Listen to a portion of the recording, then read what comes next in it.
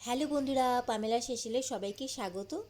আজকে আবারও একটা শুক্তো রেসিপি নিয়ে তোমাদের সামনে চলে এসেছি।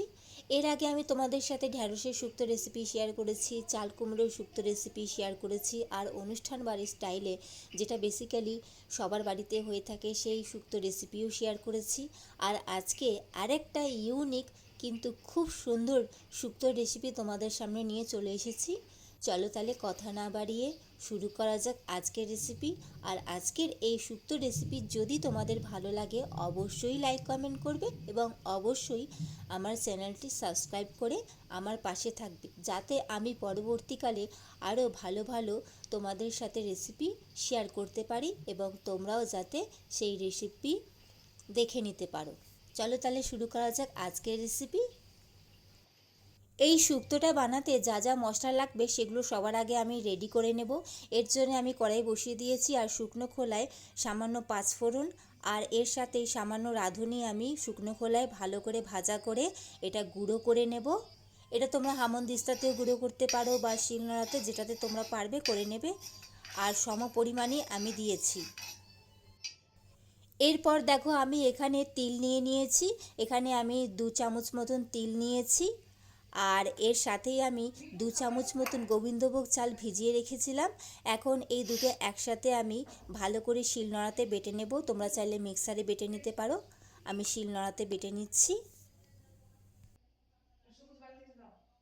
আর যেটা লাগবে সেটা হলো আদা। এখানে আমি সামান্য আদা কুচি নিয়েছি, ছোট ছোট টুকরো করে কেটে নিয়েছি। এখন এটাও আমি শিলনোড়াতে ভালো করে বেটে নেব। দেখো সমস্ত মশলা আমি বেটে নিয়েছি। এটা হচ্ছে সাদা তিল আর গোবিন্দভোগ চাল বাটা, এটা হচ্ছে আদা বাটা, আর ওটা হচ্ছে পাঁচফোড়ন আর রাঁধুনি ভাজা করে গুঁড়ো করা। সমস্ত বাটাবুটি রেডি হয়ে গেছে। এখন শুরু করা যাক আসল রান্না। তার জন্য আমি আলুগুলো একটু বড় বড় সাইজ করে কেটে নিয়েছি।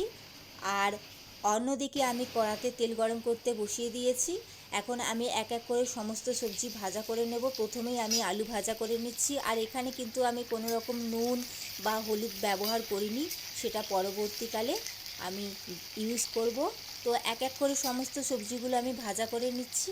আর এখানে আমি সবজি বলতে নিয়েছি বেগুন, করলা, বরবটি আর সামান্য বড়ি নিয়েছি আর আলু নিয়েছি। আর সমস্ত কিছুই আমি একটু বড় বড় টুকরো করেই কেটে নিয়েছি। আলুটা ভালো করে লাল লাল করে ভাজা করে নিয়েছি। এখন আমি আলুটা তেল থেকে তুলে নেব। এখন বরবটিগুলো আমি দিয়ে দিয়েছি। আর সমস্ত কিছুতেই কিন্তু আমি কোনো রকম নুন বা হলুদ ব্যবহার করিনি। তো সমস্ত কিছু আমি এক এক করে ভাজা করে নেব। আর তোমরা আবার শুনতেই পাচ্ছ বাইরে কিন্তু মুষলধারে খুব জোর বৃষ্টি পড়ছিল। বরবটিটাও ভাজা হয়ে গেছে, আমি এটাও এখন তেল থেকে তুলে নেব।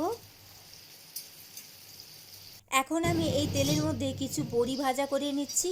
আর এইবারে আমি বাজার থেকে কিন্তু বড় বড়িটা পাইনি, তাই বাধ্য হয়ে আমি ছোট বড়ি দিয়ে রান্না করছি। তো আমি ছোট বড়িটাই কিনে এনেছি। এটা মটর ডালের বড়ি, তোমরা যে কোনো বড়ি ইউজ করতে পারো। বড়িটাও ভাজা করে নিয়েছি। এখন আমি সামান্য তেল অ্যাড করেছি আর এখন আমি করলাগুলো দিয়ে দিয়েছি। আর করলাগুলোও আমি লাল লাল করে ভাজা করে তুলে রেখে দেবো।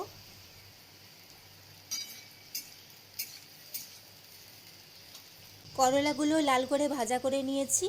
এখন এই তেলের মধ্যেই আমি বেগুনগুলো ভাজা করে নিচ্ছি। বেগুনগুলো আমি সামান্য জাস্ট একটু লাল করে ভাজা করব, বেশি ভাজা করার দরকার নেই, কারণ বেগুন খুব তাড়াতাড়ি সেদ্ধ হয়ে যায়। ব্যাস এইটুকুনি ভাজা করেছি। এখন বেগুনটাও আমি তুলে নিচ্ছি। সমস্ত সবজি দেখো সুন্দর করে আমি ভাজা করে নিয়েছি। এখন চলে যাব পরবর্তী পর্যায়ে। সবজি ভাজার তেলেই বাকি রান্নাটা করে নেব। আমি প্রথমে একটা শুকনো লঙ্কা ফোড়ন দিয়ে দিয়েছি আর এর সাথেই গোটা মেথি দিয়ে দিচ্ছি। আর এর সাথেই আমি কালো সর্ষে দিয়ে দিচ্ছি সামান্য পরিমাণে। তো ফোড়নটা আমি কয়েক সেকেন্ড ভালো করে একটু ভাজা করে নিয়েছি, সুন্দর একটা গন্ধ বেরিয়ে গেছে। এখন আমি ভেজে রাখা সমস্ত সবজিগুলো এর মধ্যে অ্যাড করে দিচ্ছি। 10 সেকেন্ড মতন আমি এটা একটু নাড়াচাড়া করে নিচ্ছি। জাস্ট একটু নাড়াচাড়া করে নিয়ে আমি এর মধ্যে গরম জল দিয়ে দিচ্ছি। যতটা পরিমাণে আমার দরকার আমি ততটাই দিয়ে দিচ্ছি, কারণ পরে আমি আর জল অ্যাড করব না, তাই একেবারেই পরিমাণ মতন জলটা আমি এখানেই অ্যাড করে দিচ্ছি। আমি আমার হিসাব মতন জল দিয়ে দিয়েছি। এখন আমি এটা ঢাকা দিয়ে একটু জাস্ট 1 মিনিটের জন্য ফুটতে দেব। ফিরে এসেছি 1 মিনিট বাদে। দেখো সুন্দরভাবে সমস্ত কিছু ফুটে গেছে। এখন আমি এর মধ্যে গোবিন্দভোগ চাল আর সাদা তিল যেটা বেটে রেখেছিলাম সেটা অ্যাড করে দিলাম।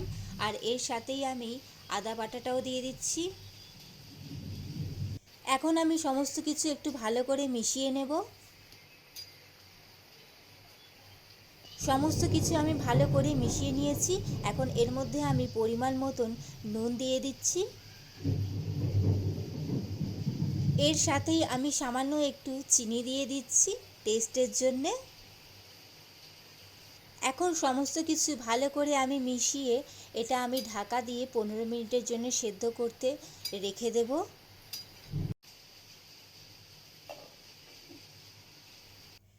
15 মিনিট বাদে ফিরে এলাম। তো ঢাকাটা খুলে তোমাদেরকে দেখিয়ে দিই। এখন কিন্তু সমস্ত সবজি সুন্দরভাবে সেদ্ধ হয়ে গেছে, কারণ যেহেতু আমি ভাজা করে নিয়েছিলাম। তো এত সুন্দর ঢাকা খুলতে একটা গন্ধ বেরোলো, মানে যেটা তোমাদেরকে বোঝাতে পারবো না। আর দেখো বাইরে কি মুষলধারে বৃষ্টি পড়ছিল কালকে, খুব বৃষ্টি, তেমনি বড় বড় খুব বাজও পড়ছিল সাথে। এখন আমি ভেজে রাখা বড়িগুলো এর মধ্যে দিয়ে দিচ্ছি আর জাস্ট 2 মিনিটের জন্য ঢাকা দিয়ে রেখে দেব। যেহেতু ছোট বড়ি আর আমি ভাজা করে রেখেছি, তাই সেদ্ধ হওয়ার সেরকম কোনো একটা টাইম লাগবে না। 2 মিনিট জাস্ট ঢাকা দিয়ে রেখে দিলেই বড়িগুলো একদম সুন্দরভাবে নরম হয়ে যাবে।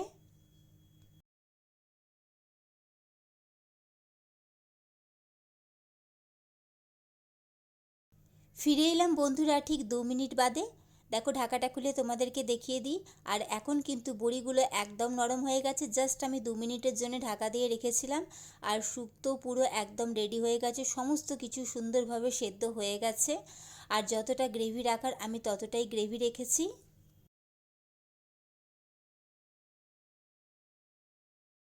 এখন নামানোর আগে আমি এর মধ্যে যে ভাজা মশলাটা বানিয়ে রেখেছিলাম, পাঁচফোড়ন আর রাঁধুনি, সেটা আমি ওপর থেকে ছড়িয়ে দিচ্ছি। সমস্ত মশলা আমি ছড়িয়ে দিয়েছি। আর এর সাথেই আমি 1 চামচ ঘি দিয়ে দিচ্ছি, যাতে এর টেস্টটা আরও সুন্দর হয়। পরিমাণ মতন আমি যতটা দরকার ততটা আমি ঘি অ্যাড করে দিয়েছি।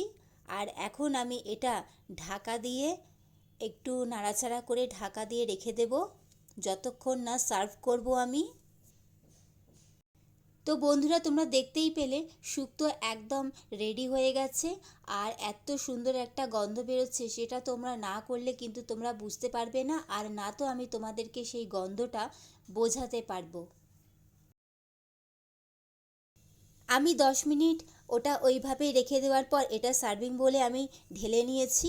তো ফাইনালি রেডি হয়ে গেল আজকের আমাদের সুন্দর একটা শুক্তো রেসিপি। অবশ্যই তোমরা একবার এই রেসিপিটা বাড়িতে ট্রাই করো এবং তোমরা রেজাল্ট হাতে নাতেই বুঝতে পারবে।